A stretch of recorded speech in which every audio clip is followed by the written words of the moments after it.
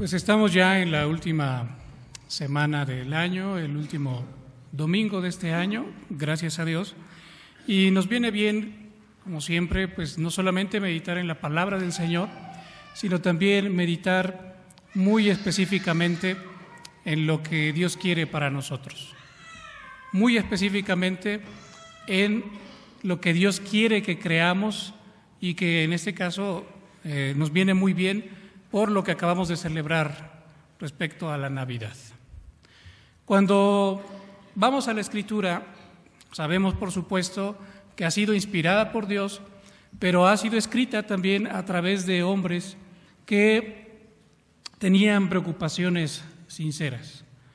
Hombres que estaban involucrados en el ministerio y que en este involucramiento en el ministerio pues tenían algunas cuestiones que decirle a la iglesia de su tiempo y que tienen también que decirle algo a la iglesia de nuestro tiempo. Cuando hablamos, por ejemplo, cuando recordamos cuál era el énfasis o cuál era la enseñanza del apóstol Pablo, que es uno de los más conocidos y quien más ha aportado para completar el Nuevo Testamento, pues recordamos que su énfasis de alguna manera es un poco más práctico.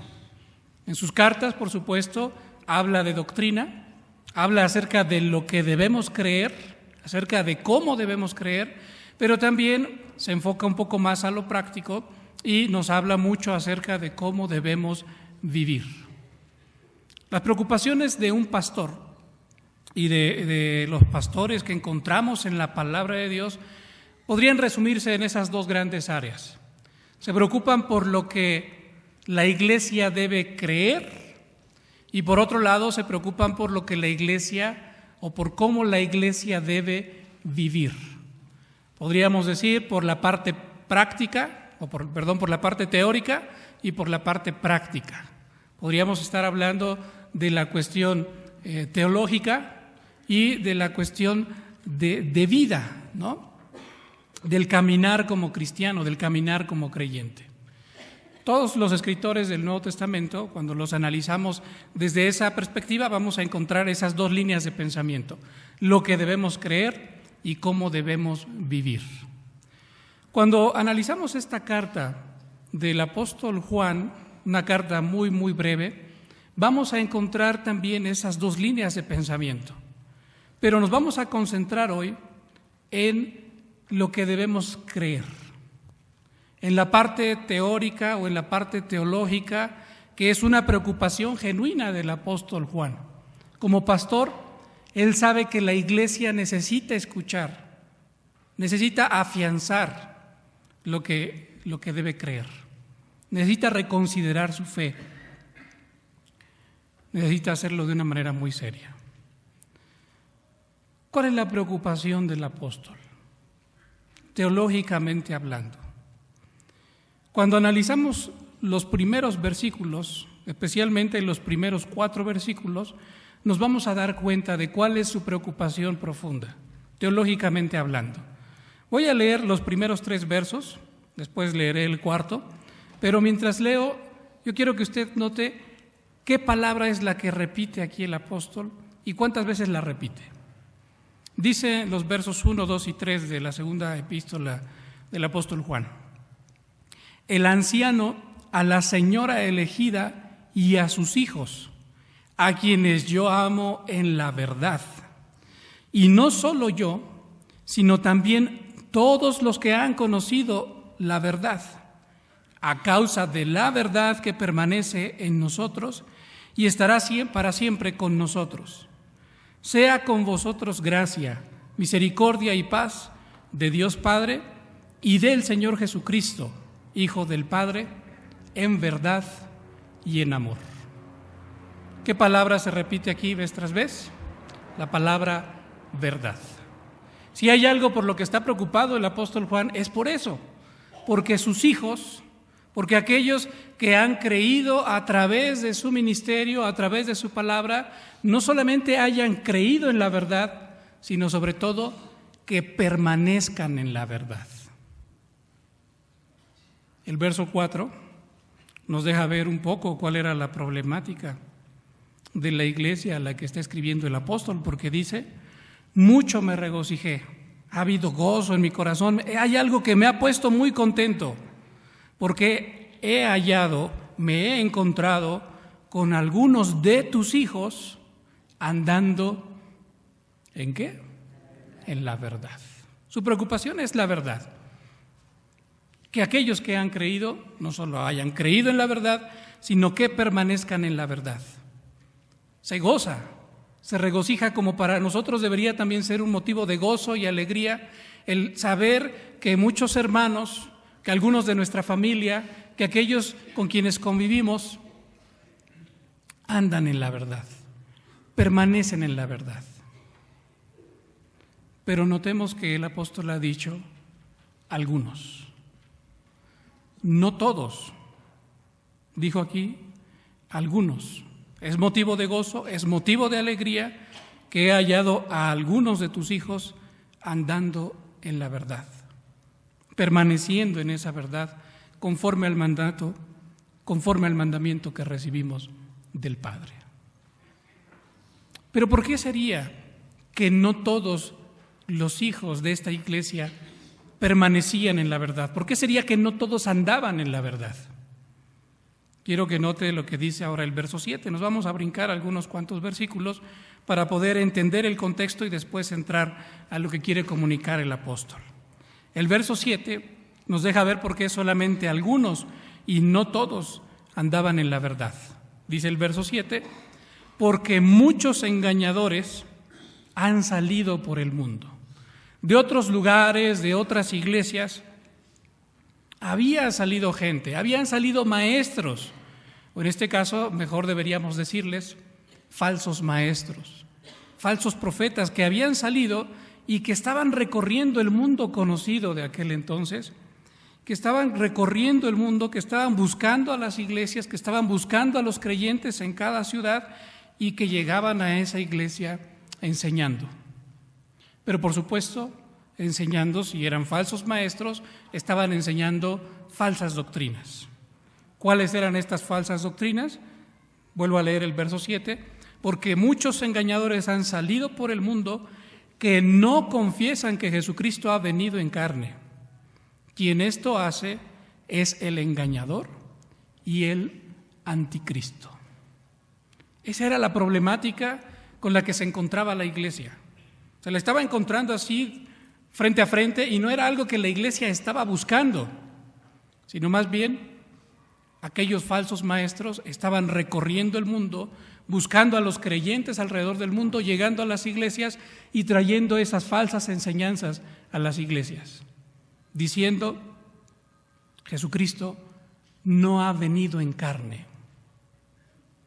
Dicho de otra manera, Jesucristo no nació como un ser humano, como tú y como yo.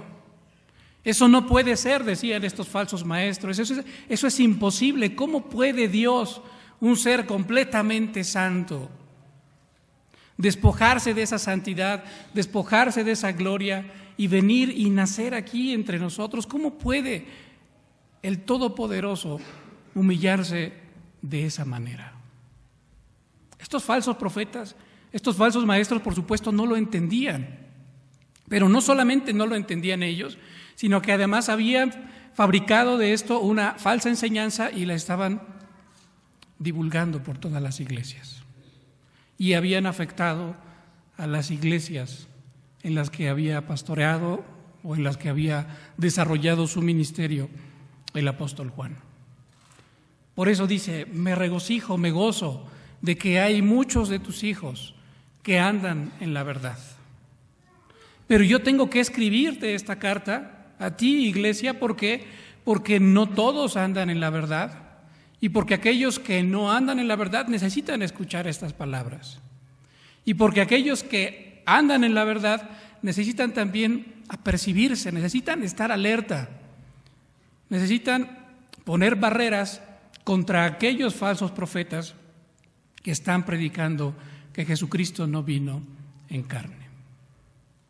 Ahora, para entender un poco no solo el contexto, no solo lo que hay detrás de esta carta, no solo lo que motiva al apóstol a escribir, sino por qué y cómo escribe, necesitamos echar mano un poco de nosotros, de alguna experiencia personal. Usted probablemente ha tenido hijos, ¿no? Yo tengo un hijo pequeño de 3 años y, por supuesto, como mi hijo, me preocupa su bienestar. En el aspecto pastoral es lo mismo que está sintiendo el apóstol Juan aquí. Él está preocupado como un padre por sus hijos. Ahora, pero cuando un padre quiere formar a sus hijos, quiere amonestar a sus hijos, utiliza varias estrategias, ¿no es cierto? Algunas estrategias de las que utiliza tienen que ver a veces, y vamos a ponerlo quizá como normalmente lo hacemos, que vamos atravesando por diferentes niveles de amonestación. Lo primero que hacemos es utilizar el argumento, ¿no? Si yo quiero que mi hijo coma verduras, pues le digo, mira, Jaciel, tienes que comer estas verduras para que crezcas grande, ¿no? O para que seas fuerte, ¿no? Y probablemente con ese argumento yo trato de convencerlo de que entonces pues coma las verduras, ¿no? Pero no siempre funciona. A veces simplemente se niega y no quiere hacerlo, y entonces tengo que pasar a otro nivel de amonestación, por así decirlo, ¿no? Y ese otro nivel tiene que ver a veces con usar una voz más fuerte, ¿no? Un regaño, por así decirlo, esperando que el niño se ajuste a lo que yo le estoy pidiendo. Ahora, por supuesto, lo que yo le estoy pidiendo, yo sé que es algo bueno para él, pero él no sabe el bien que eso le va a causar. Él simplemente ve lo que tiene enfrente y no le gusta y no lo quiere. Pero el padre sabe lo que es mejor para su hijo. En ese aspecto, Juan está actuando así como un padre. Ese es el sentido pastoral que conlleva esta carta del apóstol, diciéndole a sus hijos, a quienes ama, esto es lo mejor para ti. Pero ¿cómo te lo puedo hacer entender? Tú te estás desviando. Hay un peligro muy grande a tu alrededor que está llegando a tus puertas. Gente que está entrando a tu iglesia y que está diciendo, Jesucristo no vino a este mundo, Jesucristo no nació, Jesucristo no se hizo un ser humano como tú y como yo. ¿Qué argumento usaría usted como pastor? Si a un niño tratamos de convencerlo mediante argumentos como para que come esas verduras para que seas más fuerte, come esas verduras para que crezcas mucho, ¿no? Y si no nos obedece, pues entonces le levantamos la voz, y si aún así no nos obedece, entonces tenemos que darle sus nalgadas. Por supuesto, eso no es algo que un pastor pueda hacer con la iglesia. ¿Qué argumentos usaría?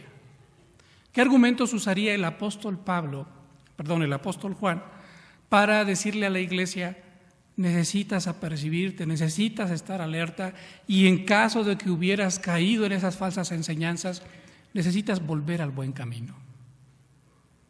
El apóstol Juan utilizará 2 argumentos que están en los versos 8, y en los versos 9. Nos va a decir en estos 2 versículos un poco acerca de qué es lo que deberíamos hacer y por qué deberíamos hacerlo.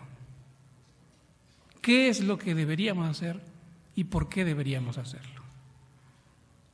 Notemos esto, versos 8 y 9.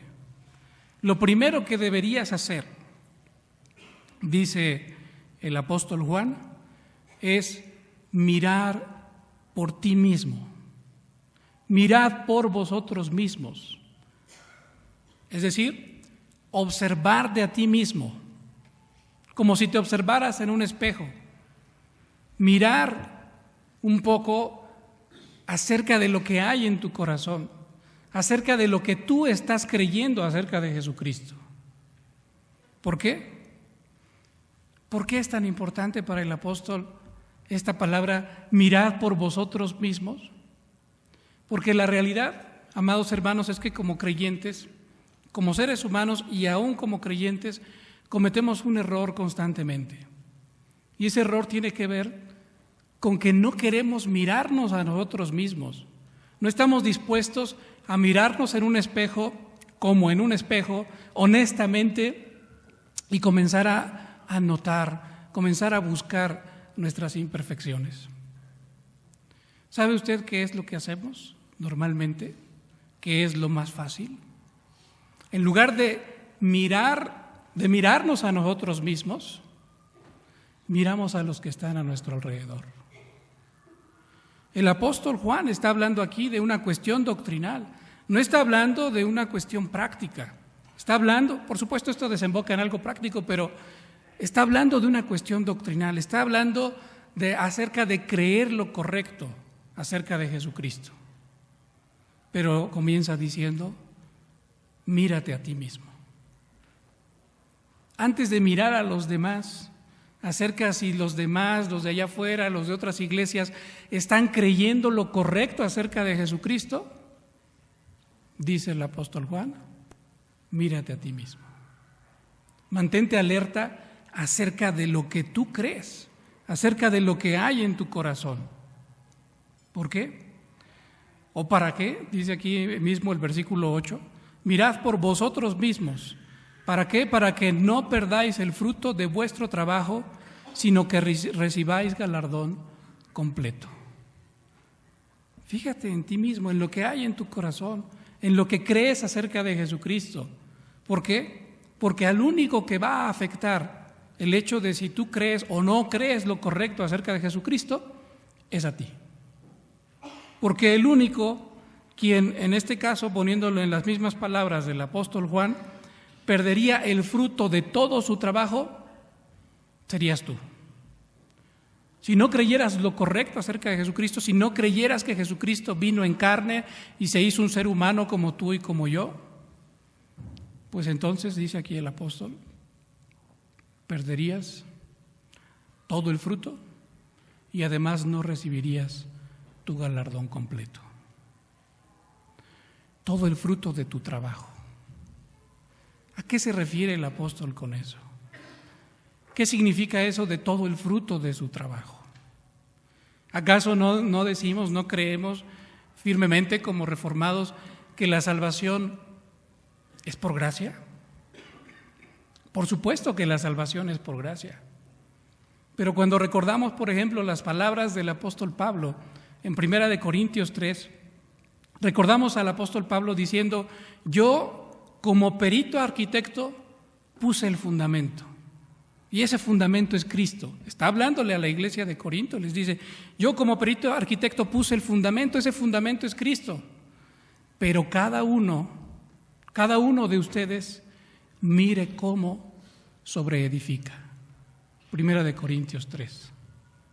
Es decir, de una manera o de otra Dios ha usado a ciertas personas en nuestra vida para poner el fundamento en nuestra vida, el fundamento en nuestro corazón.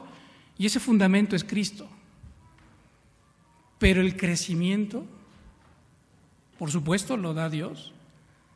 Lo mismo lo dice ahí mismo esa carta a los Corintios. Pero en cierta medida es algo por lo que también nosotros debemos luchar y esforzarnos. Cuando el apóstol Pedro habla sobre esto en su segunda carta, les dice que con diligencia le añadan a la fe, una fe que ya tienen, una fe que Dios ha puesto en su corazón, le añadan virtud, pero dice con diligencia, poniendo todo tu esfuerzo, poniendo todo tu empeño, deberías procurar un crecimiento espiritual. Y aquí lo que está diciendo el apóstol Juan está íntimamente relacionado con eso. Para que no pierdas todo el fruto de tu trabajo. Tú en algún momento de tu vida creíste en el Señor Jesucristo con todo tu corazón, creíste en la verdad. Pero si en algún momento prestas oído a aquellas falsas enseñanzas, a aquellos falsos profetas, y te vas en pos de ellos, entonces todo lo que se haya construido por la gracia de Dios encima de ese fundamento, encima de esa fe, es tirado a la basura. Tú podrás decir, bueno, yo vivo como cristiano, yo asisto a los cultos dominicales, yo diezmo, yo ofrendo, yo hago todo lo que un cristiano debería hacer. Pero ¿de qué serviría hacer todo lo que un cristiano debería hacer si el fundamento, que es Cristo, no está presente? Si no has creído en que Jesucristo vino a este mundo y se hizo un ser humano como tú y como yo. Si no has creído en que el Todopoderoso dejó su gloria para venir, nacer como nosotros, vivir como nosotros y además morir como nosotros y por nosotros. El cristianismo no puede existir, está diciendo aquí el apóstol Juan, sin ese fundamento. El cristianismo no puede ser sin ese fundamento. Cuando este mismo apóstol escribió su evangelio, se refirió específicamente al nacimiento de Cristo y usó palabras muy especiales para referirse a ese acontecimiento. Les voy a invitar, por favor, a que me acompañen al Evangelio según San Juan, capítulo 1. Y vamos a ver aquí solamente 2 versículos.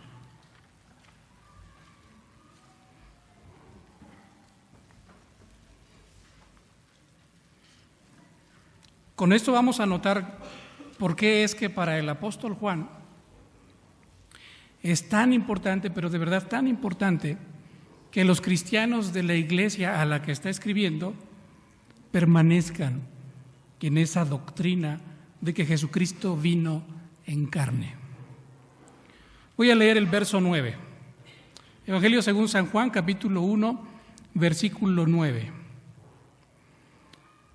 Refiriéndose a Jesucristo, el apóstol dice: aquella luz verdadera que alumbra a todo hombre venía a este mundo. El apóstol, el evangelista, cuando se refiere a Jesucristo, usa esa palabra, luz. De una manera o de otra, él está tratando de hacerle sentir a sus lectores la importancia del hecho de que Jesucristo hubiera venido a este mundo, porque este mundo se encontraba en tinieblas, en completa oscuridad. Y lo que Dios quiso hacer al enviar a su Hijo a nacer entre nosotros fue enviar esa luz a este mundo que estaba en tinieblas. El verso 14 lo dice de otra manera también muy especial. Dice el verso 14: y aquel verbo, por supuesto refiriéndose a Jesucristo, fue hecho carne, es decir, nació como un niño, nació como un ser humano. Este verbo fue hecho carne y además habitó entre nosotros, vivió entre nosotros y vimos su gloria. Aún siendo un ser humano, lo que está diciendo el evangelista, aún así nosotros pudimos ver su gloria. Una gloria de tal manera como del unigénito del Padre, como el Padre mismo, como Dios mismo, porque es Dios mismo. Una gloria, un hombre, un completamente Dios y completamente hombre, lleno de gracia y de verdad. Se vuelve a repetir aquí la palabra que el apóstol usa más adelante en su carta, la verdad. Porque Jesucristo es el fundamento de la verdad, Jesucristo mismo es la verdad. Por eso es que para el apóstol es inconcebible que un cristiano pueda en algún momento de su vida escuchar falsas enseñanzas, dejarse llevar por esos falsos maestros y entonces llegar al momento de creer que Jesucristo no nació como un ser humano. Por eso es que el apóstol dirá más adelante, regresamos a la segunda carta del apóstol Juan, el apóstol dirá más adelante en el verso 9, vuelvo a leer desde el verso 8, mirad por vosotros mismos, esa es la primera recomendación, el primer mandamiento del apóstol. Fíjate en ti mismo, fíjate en lo que hay en tu corazón.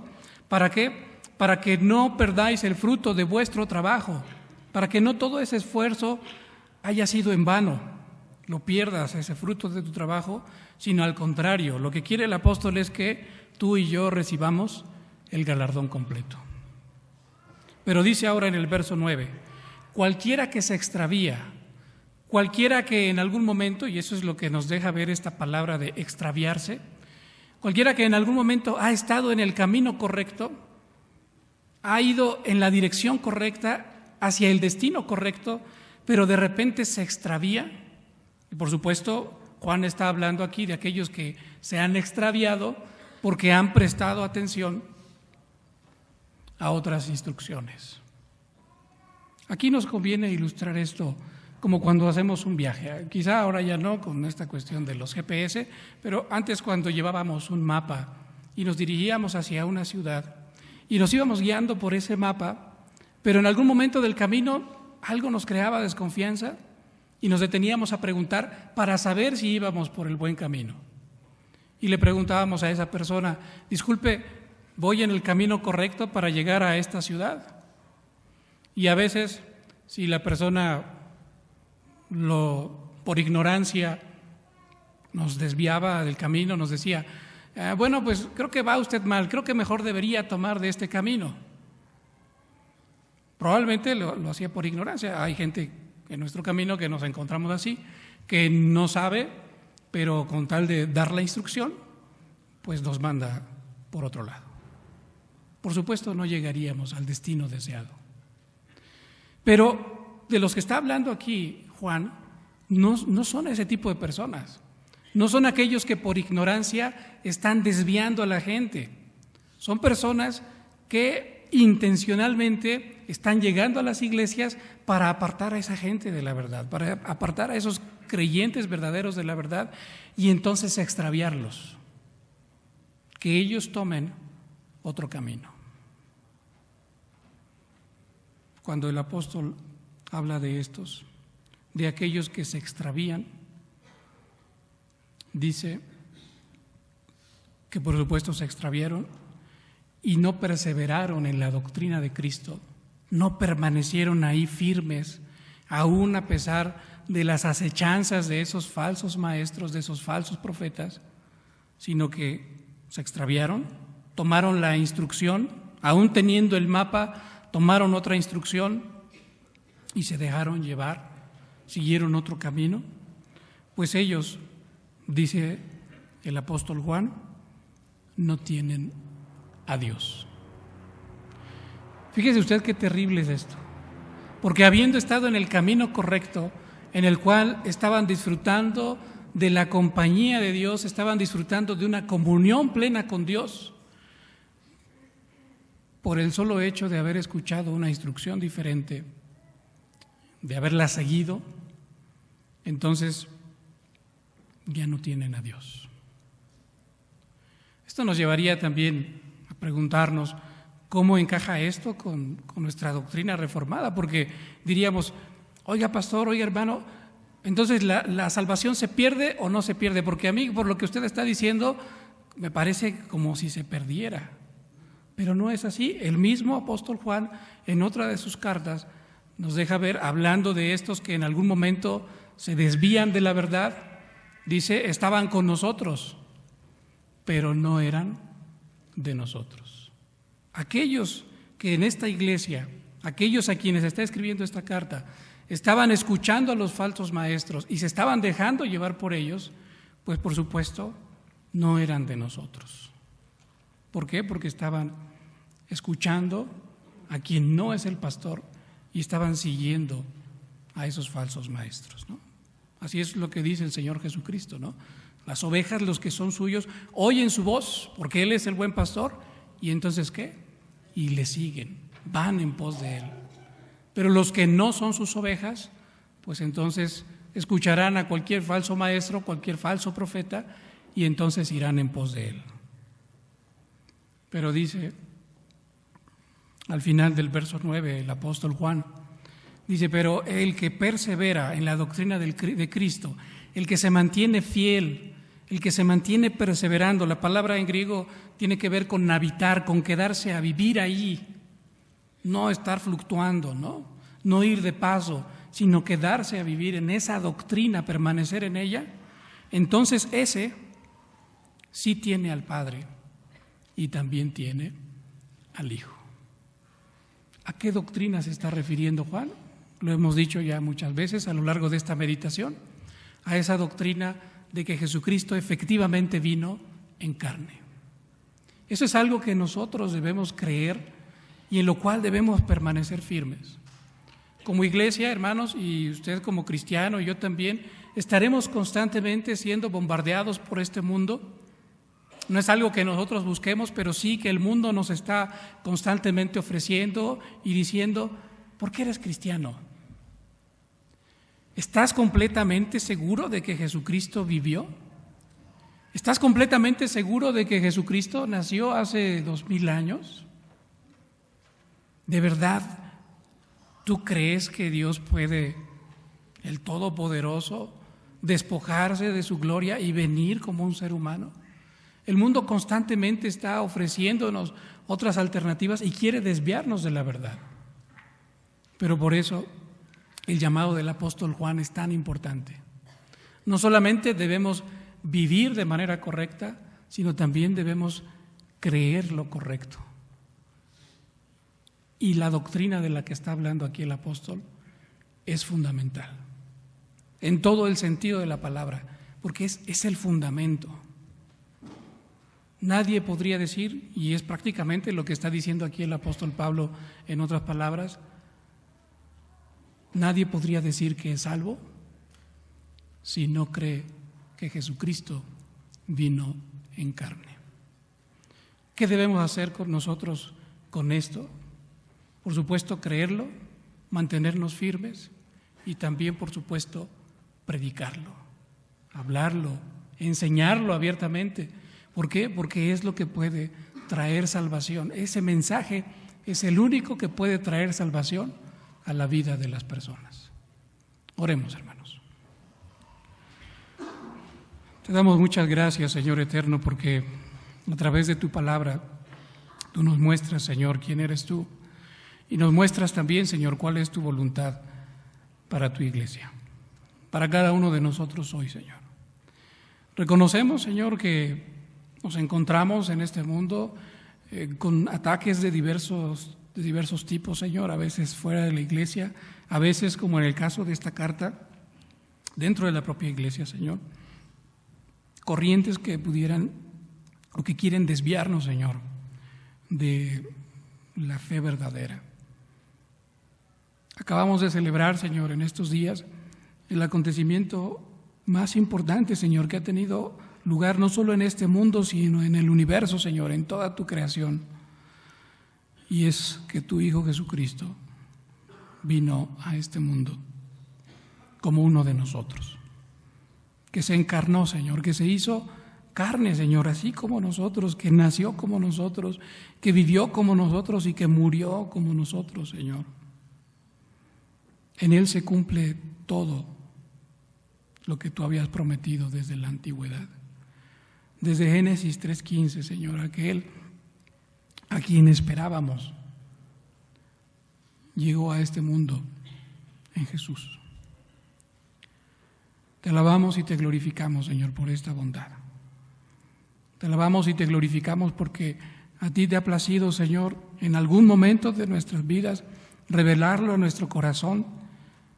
Has usado, Señor, los medios que tú has querido usar, pero lo has revelado en nuestro corazón y nos has permitido conocer la verdad.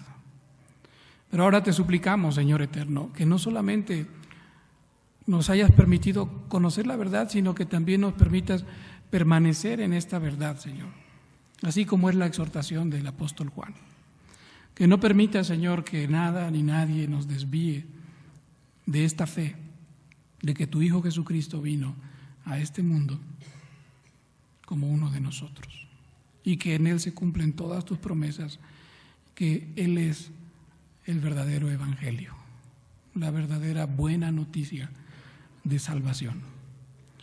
Permítenos, Señor, perseverar en esta verdad, pero también, Señor, predicarla, enseñarla a aquellos que no la conocen, Padre eterno. Te lo suplicamos, Señor bendito, en Cristo Jesús. Amén.